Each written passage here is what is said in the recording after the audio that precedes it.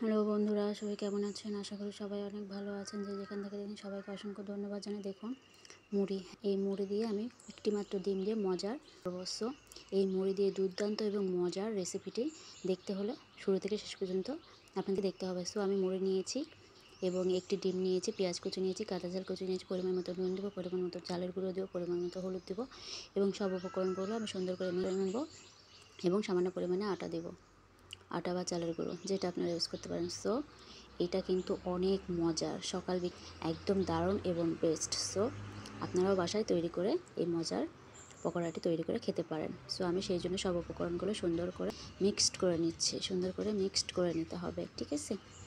So কে কোথায় থেকে দেখছেন অবশ্যই লাইক কমেন্ট করে জানাবেন, এটা সাবস্ক্রাইব করতে কিন্তু ভুলবেন না।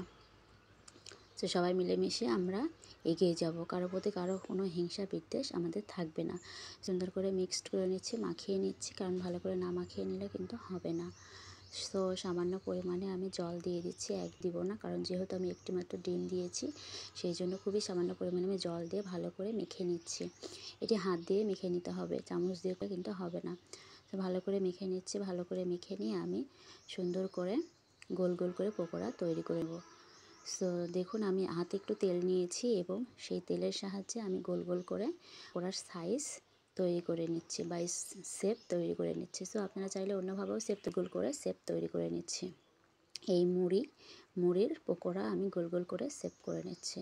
দেখুন অনায়াসে আপনি যেদিকে যাবেন সেদিকেই কিন্তু চলে যাবে। সো দেখুন কতটা সুন্দর হচ্ছে, খেতেও কিন্তু একদম জাস্ট ইয়ামি হবে, ঠিক আছে? তো দেখুন আমি গোল গোল করে বানিয়ে নিচ্ছি। কতটা সুন্দর এবং স্পন হয়েছে দেখুন তো, যেদিক নিয়ে যাচ্ছি সেদিকেই কিন্তু যাচ্ছে। এর মূলত কারণ কি জানেন? এর মূলত কারণ হচ্ছে ডিম। হ্যাঁ, ডিম তেলের কাজটা অনেকটা করেছে। সো আমার কিন্তু একদম সুন্দরভাবে হয়ে গেছে দেখুন। এবার আমি কিন্তু তেলে ভেজে নেব, ঠিক আছে? এই মজার নাস্তাটি বা পকোড়াটি আপনারা সবাই আমার পাশে থাকবেন। দেখুন আমার কিন্তু সবগুলো শেপ তৈরি হয়ে গেছে। এবার আমি সুন্দর করে ভেজে নেব। সবাই আমার পাশে থাকবেন, আমরা সবাই সবার পাশে থাকব এবং সবাই মিলেমিশে আমরা কাজ করে এগিয়ে যাব। কারো প্রতি কারো কোনো হিংসা বিদ্বেষ থাকবে না, ঠিক আছে? সো সবাই আমরা ভাই ভাই বোন বোন। আমাদের প্রত্যেকটা কাজ শুরু করার আগে অনেক ভেবেচিন্তে কাজ শুরু করা উচিত। হ্যাঁ, আমাদের পাশে কেউ নেই তাতে কি হয়েছে, আর যদি কেউ আপনাকে বলে যে আপনি এই কাজটা পারবেন না, আপনার দ্বারা হবে না, সো আপনি কাজটা ছেড়ে দিন, তাহলে কিন্তু সেই কাজটা আপনি ছেড়ে দিবেন না।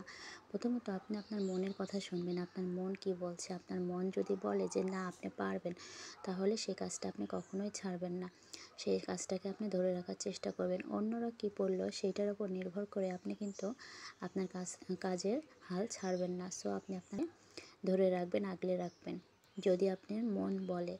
সো আমি কিন্তু নামিয়ে নিচ্ছি, আমার কিন্তু হয়ে গেছে। দেখুন কতটা সুন্দর হয়েছে, কতটা ইয়ামি হয়েছে, কালারটা কিন্তু জাস্ট ওয়াও এসেছে, তাই না?